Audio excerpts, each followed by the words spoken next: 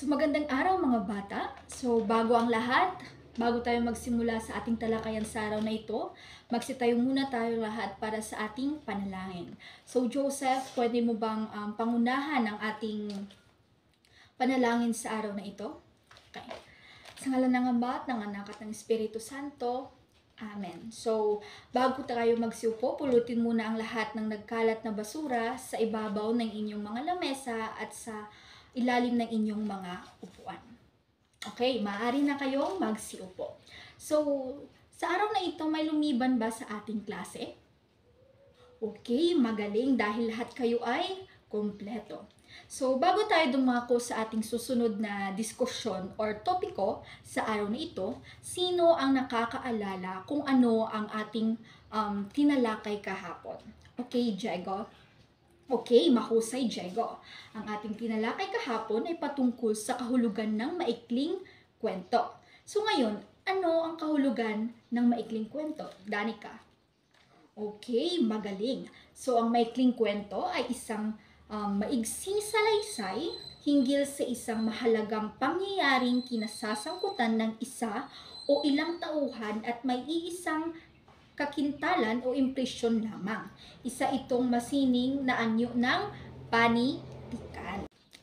Ngayon naman ay meron akong inihandang isang pamukaw sigla na may pamagat na makikanta at makisayaw sa awit ng pagbabasa. So, sa pamukaw siglay na ito ay kinakailangan nating magsitayo at sabayan ang awiting aking inihanda.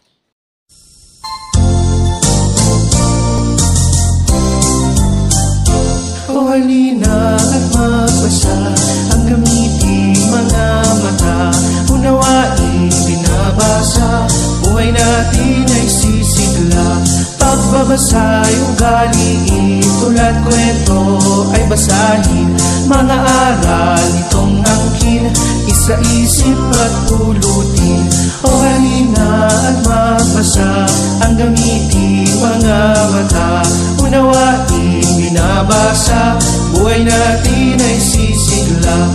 Pagbabasa ay ugaliin, tulad kwento ay basahin, mga aral itong angkin, isa-isip at pulutin. Magaling mga bata, maaari na kayong magsiupo. So bago tayo dumako sa ating bagong aralin, basahin muna natin ang ating layunin. So una ay natatalakay ng may kalinawan kung ano ang kahulugan ng mga banghay ng maikling kwento, panimula, suliranin, kasukdulan at katapusan.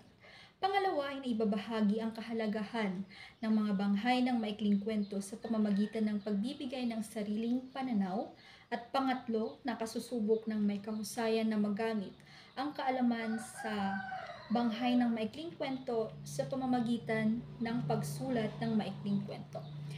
Ngayon naman ay meron tayong aktibidad. Meron akong inihandang activity para sa inyo. So, ang panuto ay hanapin sa hanay B ang kahulugan ng salitang nasa hanay A. So, sinong gustong unang sumagot? Okay, Diego. Ang nasa hanay A ay maikling kwento. Ano ang iyong sagot? Letter E. Okay, very good. And sa pangalawa ay katapusan. Okay, Danica? Letter D. Okay, mahusay. Sa pangatlo naman, suliranin. Annalyn? Okay, very good. Letter B. Sa pang-apat naman ay panimula. Ano ang iyong sagot, Joseph? Okay, letter A. Mahusay. So, sa panglima, kasukdulan. Anong sagot, Jane?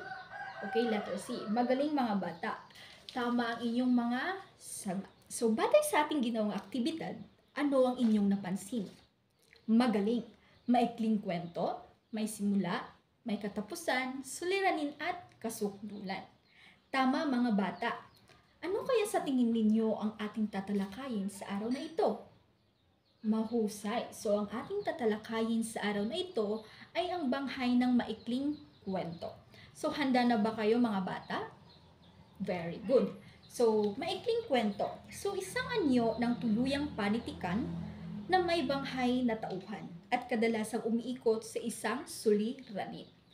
So, ang banghay ng maikling kwento ay ang simula, suliranin, kasukdulan at katapusan. Una ay ang simula. Ito ay tumutukoy sa paglalahad o paglalarawan sa tauhan, tagpuan o maaaring mailahad agad ang suliranin. Pangalawa ay ang suliranin. Ito ang nagsisilbing dugo ng bawat kwento. Ito ang nagpapadaloy at nagbibigay ng interes sa istorya. Pangatlo ay ang kasukdulan. Ito ay pinakamataas na bahagi ng kwento. Masasabing dito sa bahagi ito ang pinakapanapanabik na bahagi ng kwento. At ang panghuli ay ang katapusan. So ang katapusan ay maaaring ang wakas ay masaya, malungkot o nagbubukas sa iba pang ideya o tinatawag na open-ended. So, naintindihan niyo ba ang aking sinabi, mga bata? Okay, sige nga, subukan natin.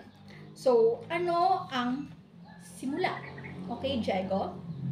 Tama. Ang simula ay tumutukoy sa paglalahad o paglalarawan sa tauhan, tagpuan, o maaaring mailahad din agad ang suliranin. Very good. So, ano naman ang kasukdulan? Sige nga, Arlene. Okay, very good. Ang kasukdulan ay ang pinakamataas na bahagi ng kwento. So, masasabing ito din ay isang bahaging ito ang pinakapanapanabik sa isang kwento. Okay, palakpakan na ninyong sarili dahil kayo ay tunay na nakikinig kay teacher. Ngayon naman ay dumako tayo sa ating susunod na aktibidad. So, hatiin ko kayo sa 3 pangkat at ang bawat pangkat ay pipili ng isang maikling kwento at kailangan ninyong gumawa ng mapa ng kwento. So, ito ang magiging unang pangkat, pangalawang pangkat at pangatlong pangkat. So, sa mapa ng kwento na gagawin nyo, kailangan nyo lang hanapin ang pamagat, tauhan, tagpuan, at ang banghay nito. Ang simula, suliranin, kasukdulan, at wakas o katapusan. So, bibigyan ko kayo ng isang papel para dito ilagay ang inyong mga sagot. So, naiintindihan ba si teacher, class? Okay, kung ganon, bibigyan ko kayo ng 3 minuto para tapusin ang inyong gawain. Tapos na ba mga bata ang inyong gawain? Okay, ipasa na sa harapan ng inyong mga nagawa. So, ngayon naman ay dadako na tayo sa ating susunod na gawain. So, kumuha ng isang kapat ng papel, isulat ang pangalan at ang araw ngayon. Ngayon ay Mayo 22, taong 2024. So, May 22, 2024. Okay, so handa na ba? Nakapaglabas na ba? Or nakakuha na ba ng mga papel? Okay, so babasahin ko ng 2 beses ang katanungan at ang choices. Ready na ba? Okay, so number 1. So, ito ay tumutukoy na nagsisilbing dugo ng bawat kwento. Ito ay tumutukoy na nagsisilbing dugo ng bawat kwento. Letter A, suliranin. Letter B, kasukdulan. Letter C, maikling kwento. Letter A, suliranin. Letter B, kasukdulan. Letter C, maikling kwento. Pangalawa, ito ay tumutukoy sa paglalahad o paglalarawan sa tauhan, tagpuan o maaaring mailahad agad ang suliranin. A, simula. B, katapusan. C, kasukdulan. A, simula. B, katapusan. C, kasukdulan. Pangatlo, masasabing dito sa bahaging ito ang pinakapanapanabik na bahagi ng kwento. Masasabing dito sa bahaging ito ang pinakapanapanabik na bahagi ng kwento. Letter A, kasukdulan. Letter B, maikling kwento. Letter C, katapusan. Letter A, kasukdulan. B, maikling kwento. C, katapusan. Number 4. Ito ay isang anyo ng tuluyang panitikan na may banghay na kinasasangkutan ng ilang mga tauhan at kadalasang umiikot sa isang suliranin. Ito ay isang anyo ng tuluyang panitikan na may banghay na kinasasangkutan ng ilang mga tauhan at kadalasang umiikot sa isang suliranin. Letter A, simula. B, maikling kwento. Letter C, kasukdulan. Letter A, simula. B. Maikling kwento. C. Kasukdulan. Number 5, last number. Ito ay tumutukoy na maaaring ang wakas ay masaya, malungkot, o nagbubukas sa iba pang ideya o tinatawag na open-ended.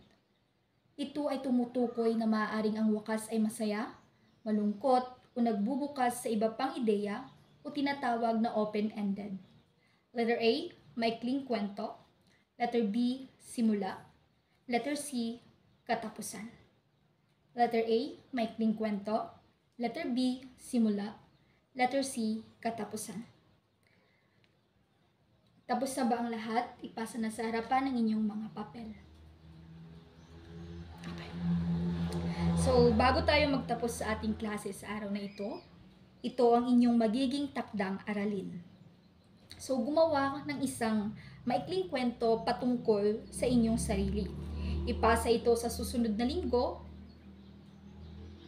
at babasahin ninyo sa harapan ang inyong nagawang maikling kwento. Naiintindihan ba mga bata?